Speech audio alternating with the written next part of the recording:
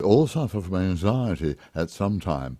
This week, Stephanie Dowrick explains why your name is not anxious. Hi, Barry Eaton here, and my special guest, Stephanie Dowrick, on Radio Out There. It's wonderful to see you here. We haven't caught up for quite some time. You're looking wonderful.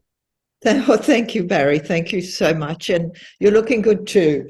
And it's very, very nice to see you again after some years. It is. We were at the Byron Bay Writers Festival together and all sorts of things. And you've been on my program before, so there we are.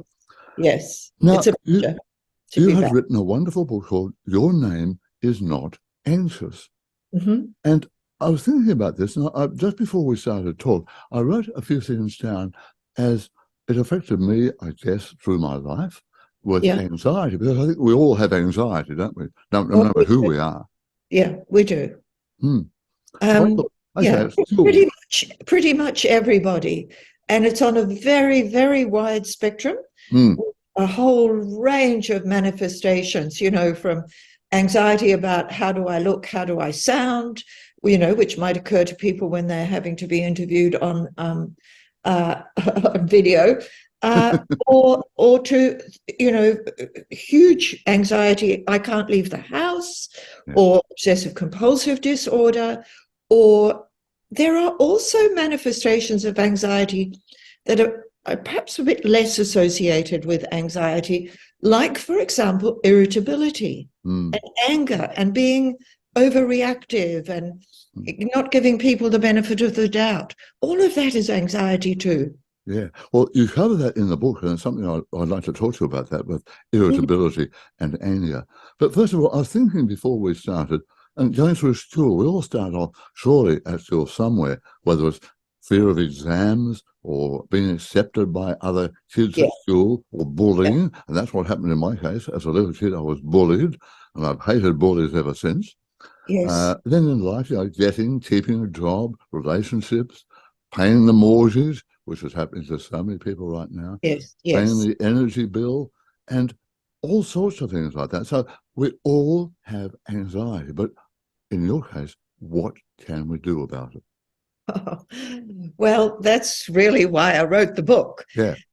Because there are things we can do about it, and particularly we can begin to understand, and I don't think I understood this well enough myself before I wrote this book, even though I've been writing for 35 years in this sort of arena of how could we live more fruitfully and happily and comfortably together.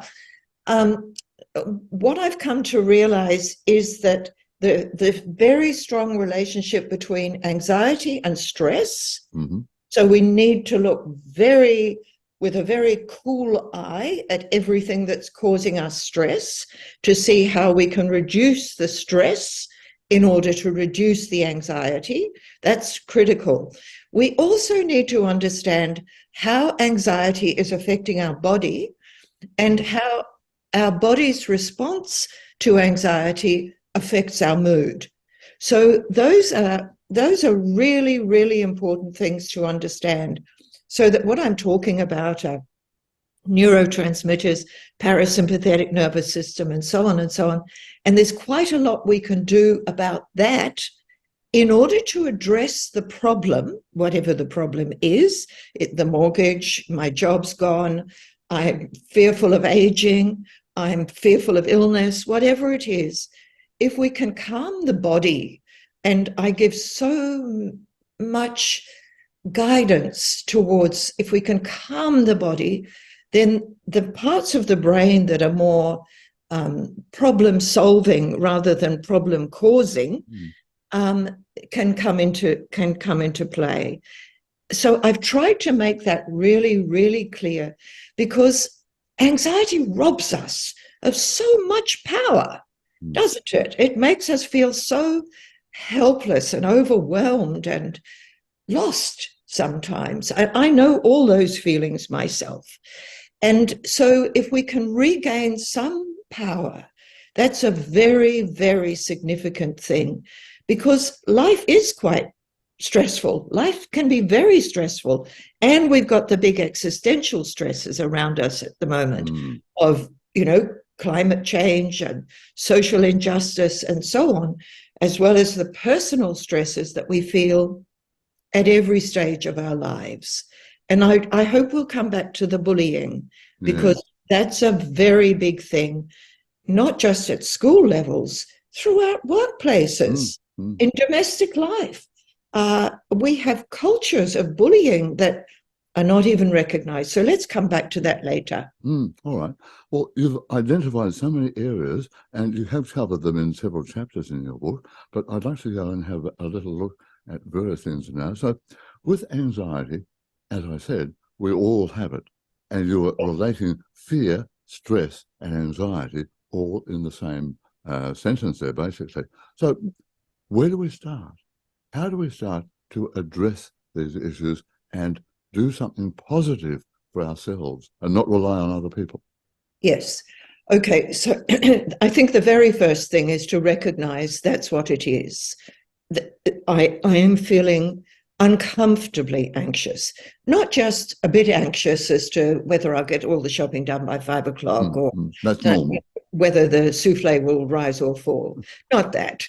But if we're living with chronic or severe anxiety, we need to acknowledge it. And many, many people are in a state of denial because they think it's weak.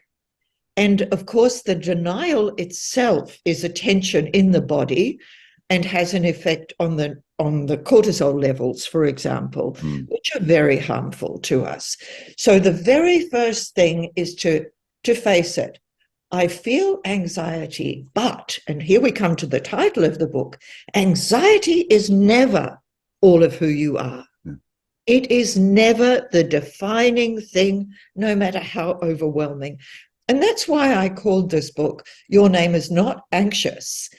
We can feel that anxiety has colonized us, but we can also push back. So that's the first thing, to acknowledge, yes, I have anxiety at a level that's really affecting my daily life. The second thing would be to have this kind of almost humorous conversation with yourself. Yes, I have anxiety, but anxiety is not all of who I am. I have resources, and those resources can feel very far out of reach when we're anxious or when we're depressed, and they often, cling together.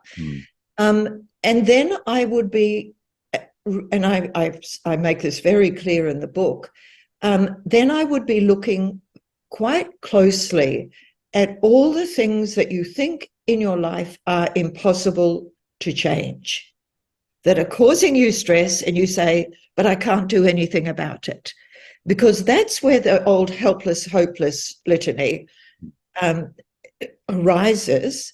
And that is very, very powerful. That's a kind of self-hypnosis that we can do without. So we need to challenge that. We need to challenge it by looking really closely, particularly at those situations that we think we can do nothing about, and really ask ourselves, what small change would make a difference? Or where do I need support around this issue? For example, if someone is subject to bullying, they certainly need to get strategies and advice and professional support to remove themselves from that situation, or to remove themselves from the harm that situation is causing. If, for example, it's a, overwhelming financial issue, you need to get, again, specific professional help.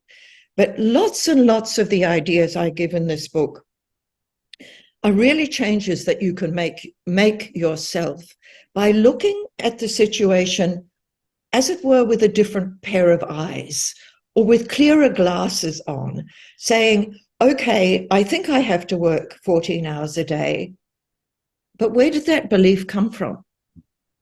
When did I challenge it? What really matters to me?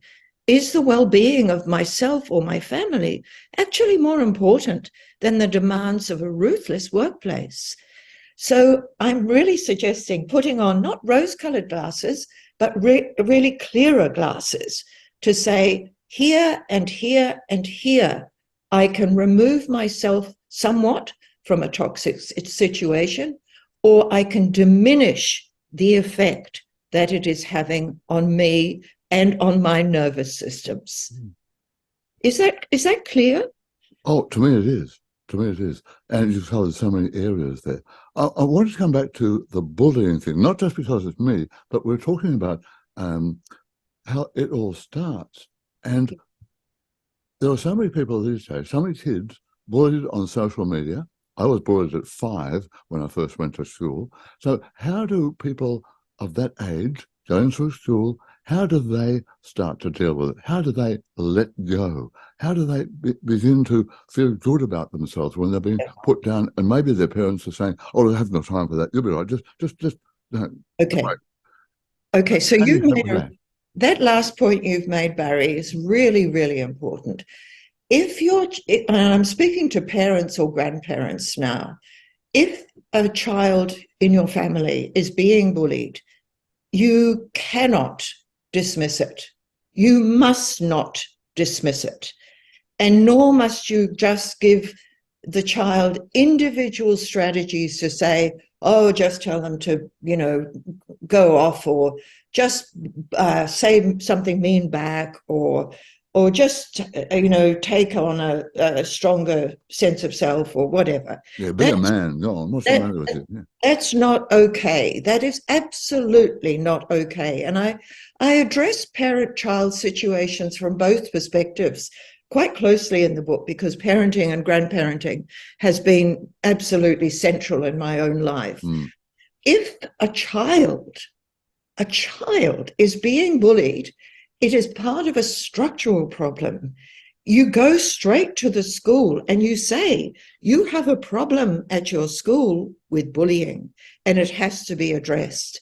It has to be addressed at an all-school level, not putting the onus on a child to solve it. Yes, you can give your child strategies. And, someone listening or viewing this conversation might also have a child who bullies. That is also a huge issue and a huge problem, because there's so much shame with that, and you don't want to think your darling is capable of that, but some darlings are capable of that. So again, you have to find ways to talk about this. It's the old do unto others as you would have them do to you in that case. But also you need to address it at the school, even if it is your own child who is the bully. Now, when we come to workplaces, that's more pernicious, because there can be bullying that is denied.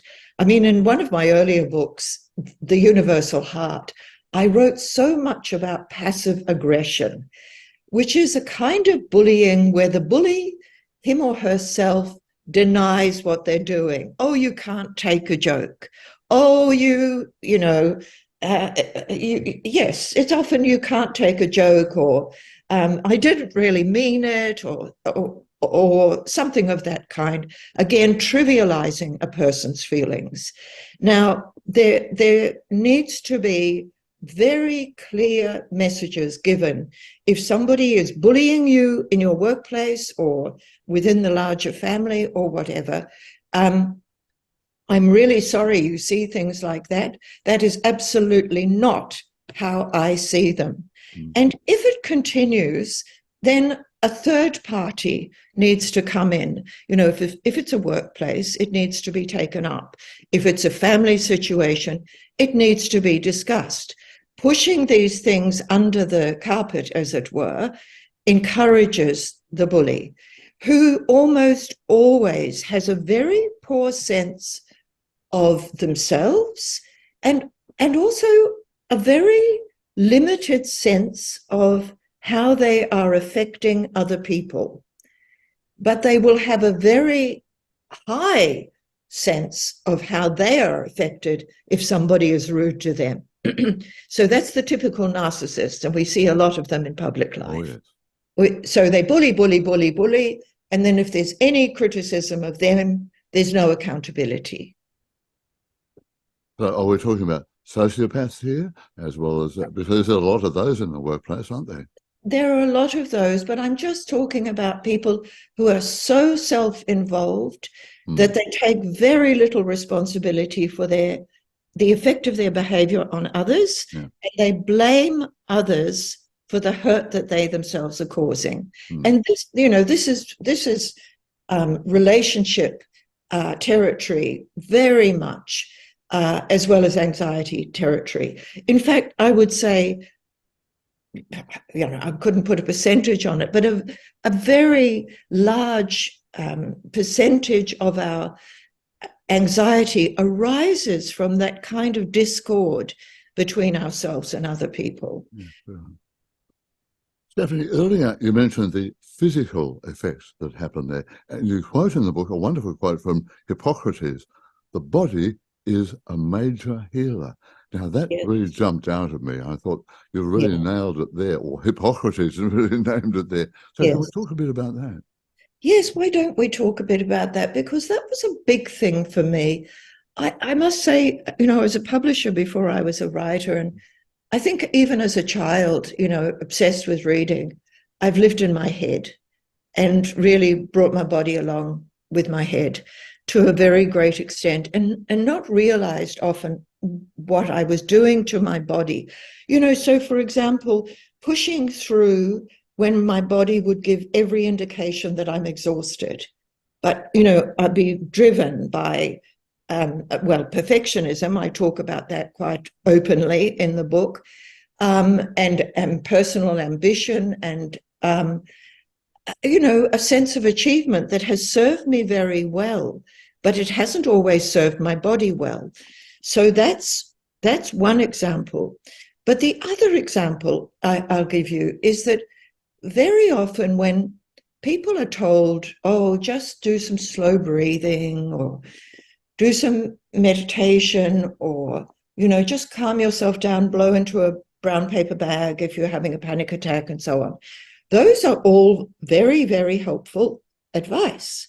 However, they are far more helpful when you understand what is happening when you slow your breath or slow your heart rate, what is happening with your parasympathetic nervous system. And when that's very agitated, you will not be doing your body much good. I also talk about times when that's not nearly enough, and you have to learn perhaps some other techniques, including the mammalian dive reflex, which is basically about running the shower pretty cold or putting your face into cold water, which soothes your nervous systems. And I discuss that in some detail. And many people are also doing cold water swimming, which I describe, and I have a really marvelous example of it from a woman who lives in Victoria. But I also do say that with cold water swimming, you need to check that with your doctor, just in case you have heart issues that you don't know about it. But I learned about this because I did have heart issues. I had tachycardia very, very frequently until I had not one but two ablations. And I learned to calm that racing heart, which comes with panic and with anxiety distress, by using cold water as a vagal maneuver to, So there are definitely things we can do. We also need to understand that high levels of cortisol, which come with stress, do us more harm than the fear, flight, freeze impulse. So if we are living constantly in a state of alert with our antennae up in a fearful state, I'm holding those of you who are just listening and not seeing this on video, I'm holding my hands up on my head. So those of us who are living with our antennae up in a state of dread permanently will be doing quite a lot of harm to our body, because our cortisol levels, when they're raised on a permanent or semi-permanent basis radically affects our sleep, radically affects our capacity, of course, to relax, makes it very hard to lose weight if that's an issue for you.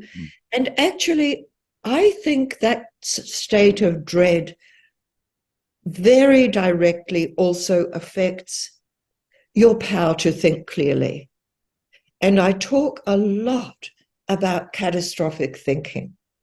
So if I can just finish this little part, catastrophic thinking means that you're rehearsing and you're re-rehearsing everything that might go wrong. And you can become incredibly skilled at it. So what I'm suggesting is that same power of imagination that you bring to your catastrophic thinking can be brought to your soothing practices, your ways of facilitating for yourself a more positive or more hopeful and often more realistic scenario that may unfold. And even if it doesn't, a reminder that you have survived other things. Yeah, fair enough. Yeah. Oh, I was very interested in the section going back a few minutes about cold water and swimming. I had a marriage breakup a long time ago, and during that year afterwards, to cope, I swam every day, right through winter and the whole cold, and it helped me absolutely balance all that anxiety and fear of the future, everything like that. And when I read that, it brought all those memories back. Yes, I hope it brought the positive memories back. I think that's what you're saying. Oh, very much. It's an incredible thing. And those listeners who don't live near an ocean, of course, you can do it in a public pool that's not overheated. And the example that was given by Nicola in my book, she swims in Victoria, which can be quite chilly. Yeah. Trying to 8 degrees, you were saying. Yes, and she doesn't use a wetsuit. And she says when she goes in the morning, sometimes she feels her usual old troubled self. And then when she has her early morning swim, and she's now joined by quite a lot of other people, she definitely comes out of the water feeling much better. And I saw the broadcaster, Julia Baird, talking about the exact same thing on television recently, that she swims at Manly every morning, and it sets the compass for her day. That's a wonderful thing. Now, throughout the book, you talk about the power of self-confidence and peace of mind as being integral for dealing with anxiety. Can we talk a bit more about that? Because I think so many people have lack badly in self-confidence. I've come across over the years. Yes. Well, self-confidence again goes to the title of the book, Your Name is Not Anxious. Because when we feel overwhelmed by anxiety, not only does it deplete our confidence and our sense of who I am, it radically affects who I am. So that seems to be the most prominent thing about me, perhaps, or it's what you believe other people are judging about you. So the idea is really first to see that anxiety robs us of confidence, and also that anxiety is a liar. So the thoughts that you have when you're anxious are highly likely to be, at best, half true. And when we can see, I have thoughts, I am not my thoughts. I have feelings, I am not my feelings. I have dreads, I am not my dreads. I have them, but they are not all of who I am. We begin to tip the balance again back towards a more whole sense of self. And that was where I started with this book. I didn't start with the whole body aspects that I actually was delighted to develop, I started with that whole self sense of who each of us is, because we are complex people and we can so easily disown our strengths and over-own our dreads or our fears. Yeah.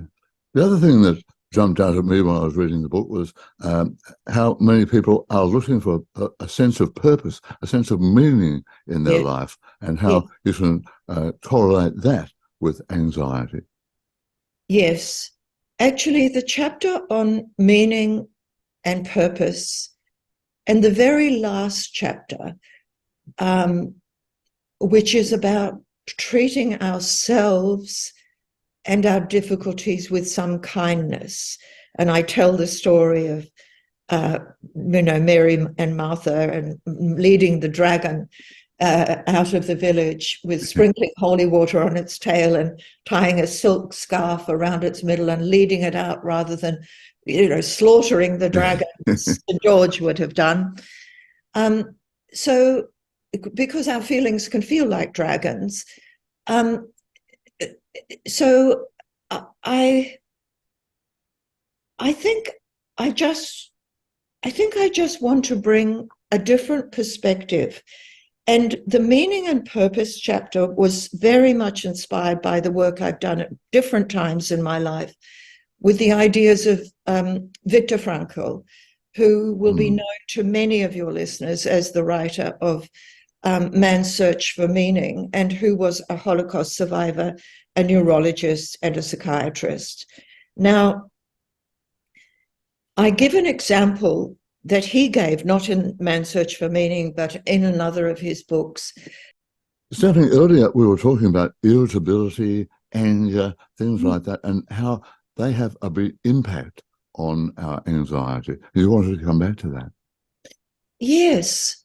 The statistics suggest that men suffer from anxiety much less than women do. And I would suggest that men very often don't identify those feelings of self-doubt or insecurity or even some degree of depression as also having an anxiety component. So, for example, a man could feel, or a woman could feel very uncertain about what's unfolding in their workplace or in their personal life, or all sorts of arenas, or perhaps with a sibling or an aged parent or whatever it is, or an adult child indeed, and not really notice that their reactiveness, their lack of cool thinking, their lack of problem solving is highly symptomatic of anxiety and needs to be addressed as anxiety. So we talk a lot about anger management, for example, and it might not be that degree of anger, but it's just a kind of tetchiness or judgmentalness or, criticism of others. And there's an awful lot of that about. And I think a lot of it comes from who am I anxiety and how safe do I feel inside anxiety. So I address that a lot. And I also address it in a sense to carers of people who are highly anxious, as well as the people who are anxious themselves, that very often the responses that someone will give when they're in a bad patch don't necessarily indicate their true feelings, but they can be hurtful. And I ask people repeatedly, please pay attention to your actions, not just your feelings. Your actions express your feelings more truthfully. And if we shift our action to be more positive, consciously choosing to be more positive, I won't remark about the way you empty the dishwasher, put the rubbish out, fluff the cushions, leave the toothpaste, all those trivial things that can erode a relationship, which kind of ridiculous, absolutely ridiculous. But they do. If you make a conscious decision that I will not do that, and instead what comes out of my mouth is going to be appreciation, that already makes a huge difference, not only to your feelings, to the feelings of the people around you, and of course to your own self-confidence. Because when we are bickering at other people and pulling them down, we're actually pulling ourselves down at the same time. I mean, what I say sounds so obvious, and yet we can do lots of things very unconsciously, and we can do these things also half telling ourselves that it's the other person's fault. You know, they're so messy, they're so obsessive, they're so, you know, this, they're so that. Well, actually, look at my effect on the little world around me. Look at my effect, because that's all that I can change. No, very, very true. Well, there are so many things we could talk about with your book, and obviously the best thing for everybody is to buy a copy, because we can all learn from it. But I'd like to just wrap up by talking a little bit about the spiritual nature, because that's also very integral to my program. And in our world, which is so materialistic, how would spiritual values help us? Now, I'm not just talking about meditation, that's important, but so many other aspects of spirituality. How would that help us in this highly materialistic world? Okay, so that's a wonderful question, Barry, and thank you so much for asking it. I know you've had serious illness. I've had serious illness, and many of your listeners probably have too. And if it does anything at all, it tells us how fragile life is, and it ought to tell us what really matters. And what really matters is usually how well we feel connected to our own lives, our, what we might call our spirit, our life force, our sense of self, as well as to the world around us. So I talk quite a lot also about nature that we are part of, and letting some things, again, we come back to the stress really, letting those things that are passing, some of those things that are passing, that we will not take with us anywhere, letting some of them go, and really learning from any experience of fragility in our lives what matters most to us. And if in those moments we find a vacuum, and this can happen, I don't have a sense of meaning, someone might say, or I don't have anyone close to me, or I don't have anyone who cares, I would say, and I've stressed this in many of my books, including Seeking the Sacred, and I stress it here too, it is never too late. It is never, ever too late. To our very last breath, we are regenerating and we are resurrecting. We can learn appreciation to the very last breath if we still have the gift of our mental faculties. And just small things, involving ourselves a little bit more with this activity or that, where we won't be judged, we're just contributing. For example, you know, we are a social species as well as a spiritual species. I think we are spiritual beings on a human journey, which is a very, you know, favorite teaching. And I believe that's true. And I also think that some of the situations that we find ourselves in, that we would do anything to avoid, we can extract some meaning from in order to come more fully into the heart of the human family. For me, it all comes back to one word, Stephanie: love. Yes, we can learn to love, including self-love. to the last breath, to the last breath. Stephanie, thank you so much. It's a wonderful book. Your Name is Not Anxious, a very personal guide to putting anxiety in its place. I hope we've helped to put it in place in some way, but I know by reading the book, it will go right back into its proper place. Thank you, Barry. Thank you for your lovely questions. I really appreciated them. I know they came from the heart as well as the mind, so thank you. That helped me a lot. Thank you. Thanks, Stephanie.